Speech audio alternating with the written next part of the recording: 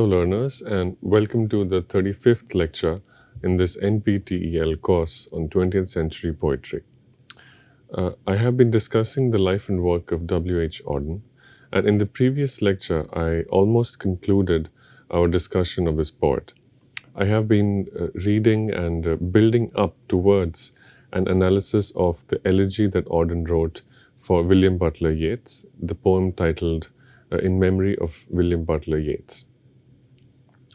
Now, in that poem, and in the previous lecture, I read about many contexts in which Auden received and thought about Yeats.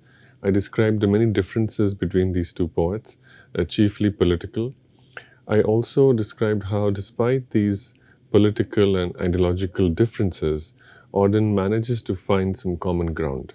The nature of this common ground is poetic in nature. It involves a poetic use of language, a particular way of using language to make it matter, to increase the literary relevance of language. In order to explain that, I described how for Auden, the elegy was an occasion to write verse of an imitative nature. So in his elegy for Yeats, Auden writes a little bit like Yeats wrote. And in order to understand this, I took a detour in our discussion and gave a very brief reading of two elegies that Yeats had written, elegies which represented a very important transformation in the development and evolution of Yeats as a poet. These elegies were two, namely September 1913 and Easter 1916. The titles of these poems refer to historical events. September 1913 can be interpreted loosely as an elegy for John O'Leary, the death of an Irish nationalist activist and leader. Easter 1916 was a multi-pronged elegy. It was an elegy for several people. Rebels, people with whom Yeats did not have much in common, people with whom Yeats disagreed, and people whom Yeats disliked in many ways. And yet, the occasion in which Yeats was writing this poem transformed his opinion of them. Specifically, even if it did not transform his opinion of them, it allowed him to remember them in a way that was very powerful, moving, and produced a poem which defined the 20th century. So even though Yeats called one of these people, for instance, a drunken, vainglorious lout, and while Yeats trash-talked many of these people, the cumulative effect of Yeats's struggle with his own personal disagreement with these people and his willingness to allow these people a chance to play a momentous role on the world stage. That is the lasting impact of Yeats's poem. And Auden describes this in his essays on Yeats, and Auden finds a very particular reason for appreciating Yeats, which is that in Yeats's elegies, the dead person is not idealized, but is in fact humanized. But while this person is humanized, this person who is dead and being remembered in a poem by Yeats also becomes a symbol for a historical trend or a historical force. The simultaneous happening of these two things, the particular humanization of the person as well as the symbolic historicization of the person happens at the same time, and this for Auden is greatly powerful about Yeats's work. I've discussed all that, and I return to Auden's words about Yeats, and I will briefly spend some time on those words before wrapping up our discussion of Auden once and for all. I will return to the second stanza of Auden's poem about Yeats and read it very briefly. This is the stanza which you can see on the screen right now. And in this stanza, which I will not repeat, I've read it uh, at least twice in this course, so I will not read it again, but I will take a moment to gloss some key words and passages in this stanza. The first word that we need to gloss is the word you, as well as its adjacent and cognate words. You in the first line is different from your gift, and this in turn is different from yourself. What Auden is saying here is that Yeats was ordinary like everyone else, but he had a gift which transformed his ordinariness, but it transformed this ordinariness into something extraordinary. But it happened, or this transformation happened, only through his writing. So, your gift refers to Yeats's ability to write poetry. Not just his ability, but also the successful realization and accomplishment of this ability in poems. The fact that Yeats wrote these poems meant that the self that emerged had transcended the physical limitations of the world in which Yeats lived. What were these limitations? The parish of rich women, physical decay, and yourself. Right? So the yourself in this stanza refers to the person who W.B. Yeats was. This person held views that Auden found disagreeable. This person was conservative. This person was aristocratic. This person was indifferent to the cause of Irish nationalism. This person did not take part or did not lend his influence or his words to the cause of Irish independence. This person was very different from the kind of person that Auden would have liked Yeats to be. And yet, the person that emerges from Yeats's poems is different from this person. So the word yourself refers to a version of Yeats that exists outside of the poems. And you, or your gift in the first line, refers to a version of Yeats that is reconstructed or that emerges from Yeats's poems. This is the first important point. The second point that Auden makes here is that he describes the relationship between Ireland, its politics, and its controversies, and Yeats's inclination or indifference to writing about Ireland in terms of an emotional relationship. Mad Ireland hurt you into poetry. Mad Ireland, meaning that there were a lot of idiosyncrasies, there were a lot of complexities and contradictions in the society in which Yeats lived, and Yeats reacted to those by writing poems about it. However, something has happened now. Those contradictions have been transformed and replaced by other contradictions. So the point is that Ireland remains mad in one way or another. At the time of Yeats's dying, the madness of Ireland has stayed, and it has existed in a different form.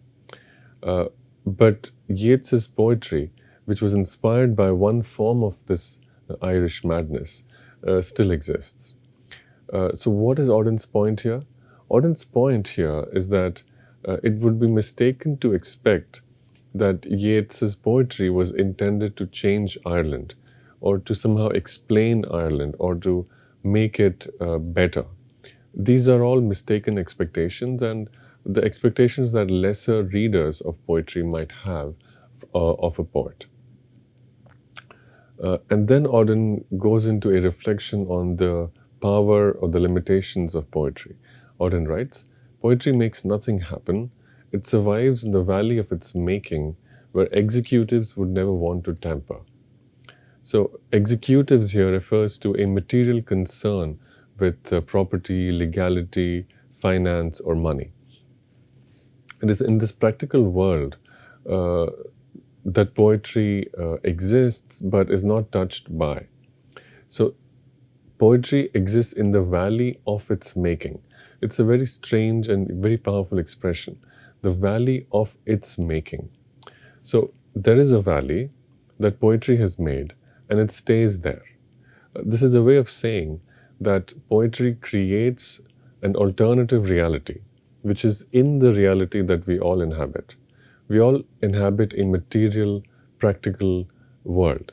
We all live in a world that is governed by laws, laws of finance, laws of governance, laws of money, laws of science, etc., etc., etc. That is a realistic, pragmatic world. Poetry creates an alternative world within this world. The poems of Yeats, which remember these individual rebels, they create a world in which readers can remember the bravery, the contradictions, the idiosyncrasies of these individuals. Poetry creates a world in which we can remember people for certain things. We can be selective in what we remember. Poetry allows us to think about the world through our emotions, through the particular emphasis. Poetry allows us to be selective and create a reality based on that selective perspective. So, this world is not realistic. However, because it is a bubble that exists inside the realistic world, the governors of reality, the gatekeepers of the laws, the executives, these individuals do not bother with tampering this bubble of poetry. Right? One way of saying this, or one intention behind saying this, is to say that poetry is in fact quite ineffective. It is failing to produce change while others are producing the change. Another way of understanding the statement is to think of it as saying that poetry is not bothered with change because poetry creates a different world. That world has its autonomy in the limited bubble that it has created. So, Yeats's poems can help someone remember O'Leary and other nationalists as drunken, vainglorious louts, even though they may be quite different in reality. The point is that no one bothers with changing what a poem says about a person. Why? Because it inhabits a different realm of truth. It is not factual truth, but it is an emotional truth. It is a feeling expressed with such precision and with such compression and such elegance of language that it creates or becomes truthful in its own way. And because it is considered truthful in its own way, it is not tampered with. It is not considered as a threat or something that challenges the factual, material, or economic truth of our times. This is the point, and this is a sympathetic reading of the power and relevance of poetry. Auden further writes that poetry flows on south from ranches of isolation and the busy griefs, raw towns that we believe and die in. Poetry survives a way of happening, a mouth. Now, a way of happening, a mouth, uses a word that Yeats himself had used while writing about the relevance or the efficacy of poetry. Yeats had written of the poet's mouth. Yeats wrote, "In truth, we have no gift to set a statesman right." Yeats had separated the influence, separated the realms in which poems have influence and the realms in which state leaders, government leaders, politicians, elected representatives have influence. For Yeats, the influence of a poem existed in a different realm. So Auden here is imitating Yeats. Auden is using Yeats's style and vocabulary to find a way of valuing what Yeats himself had achieved. This is also important because it's a way of defending Yeats. As I mentioned earlier, the chief criticism mounted against Yeats was that he was deeply conservative and remained indifferent to the important nationalist cause of Irish independence. Auden's point here is that Yeats might have said some conservative things, he might have held some deeply conservative views, but what remains is the arrangement of words, the particular music of the arrangement of words that emerged from Yeats's uh, hand or mouth or mind as he wrote these poems. So, the manner in which Yeats articulated his thoughts is what remains. The thoughts themselves may be conservative, may be dislikable, may be something that we do not wish to uh, uh, extend in this world.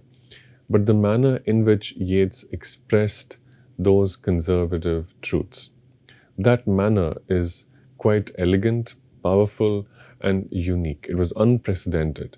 It had the power to produce strong feelings in readers, and that will remain. That is Yeats's legacy. Now, another quote from Auden's essay, The Public versus the Late William Butler Yeats, is important in this context.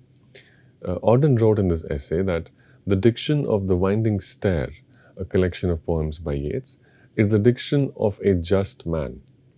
And it is for this reason that just men will always recognize the author as a master. The just word here is quite relevant. For Auden, Yeats's personality is defined by a deep-seated idea of justice. And Yeats's conservatism is separate from this deep-seated idea of justice. For Auden, one can connect this idea of justice that was deep inside Yeats's personality to the diction of Yeats's poems. Diction is the arrangement of words. Diction is the way, is the tone and the style and the manner in which a poet uses language to articulate certain truths. Now, further, we can understand how Auden was inspired by and channeled his inspiration from Yeats in this poem about Yeats. The first poem in the collection, The Winding Stair, is also an elegy titled In Memory of Eva Gore Booth and Con Markiewicz. As I mentioned earlier, these people have also been remembered in the very, very moving poem that is Easter 1916. Now, in the collection The Winding Stair, Yeats writes, "The innocent and the beautiful have no enemy but time." So Yeats's point here is that even those who happen to have quite disagreeable and even obnoxious politics can and will be redeemed by time. These are individuals with whom Yeats does not see eye to eye, and yet Yeats is certain that they will be transformed by the slow passage of time into innocence and beauty. Now, let us move to the third stanza and the final and the concluding stanza, which is quite relevant in the context in which Auden wrote and which help us understand exactly why this elegy has so much meaning for Auden. The third stanza goes thus: Earth, receive an honored guest. William Yeats is laid to rest. Let the Irish vessel lie, emptied of its poetry. In the nightmare of the dark, all the dogs of Europe bark, and the living nations wait, each sequestered in its hate. The date, 1939, is key to understanding some of these sentences. The first point to note in these two stanzas is that Auden uses the metaphor of the vessel in order to describe the relationship between the biography of the person and the words or the literary work that emerges from the life of this person. Let the Irish vessel lie emptied of its poetry. So in a way, what Auden is saying is that as Yeats dies and is buried. What is lost is merely the material remains of the person, and what remains for us is something much more eternal, and that is his poetry. This distinction is also important because Auden has been constantly tracking and constantly debating what must be the right way to mourn a person with such a complicated legacy. As a socialist, but also as a closeted homosexual, Auden could not but find much of Yeats's life quite disagreeable. But as a poet, as an individual who experimented with language, as a writer who struggled to produce elegant compositions, elegant arrangements of words to express universal, specific, particular truths, Auden at the same time could not help but be deeply inspired by what Yeats had achieved. So another way in which Auden could find a way, find an occasion, find a means to redeem Yeats is to separate the material remains of the dead poet from the intellectual remains of the poems, which will not be buried but which will, in a way, enjoy a much more intense, a much more reverberating life after the death of Yeats. Now, the second stanza refers to the historical context in which these words were written. Auden writes that this was a time when nations are sequestered in hate. The dogs of Europe bark.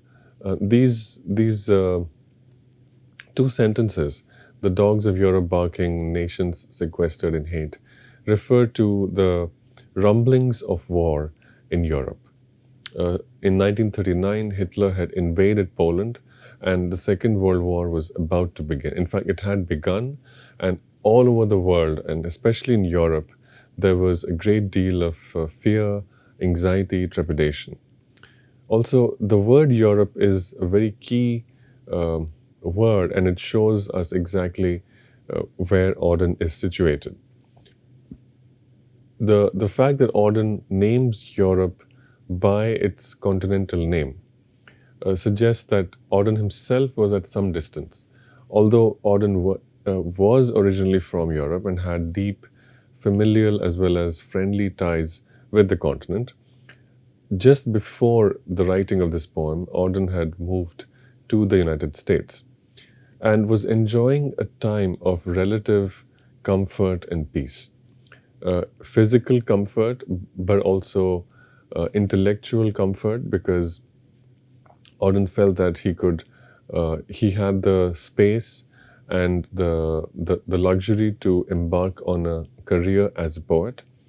But also, physically, the location of the United States was somewhat isolated from the warfare of Europe, at least in the early years of the war.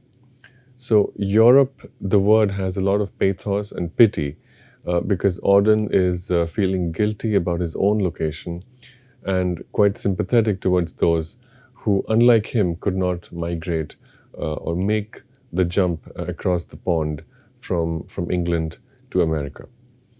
Now, the nations lying waiting, sequestered in their hate, that refers to the failures of global socialism.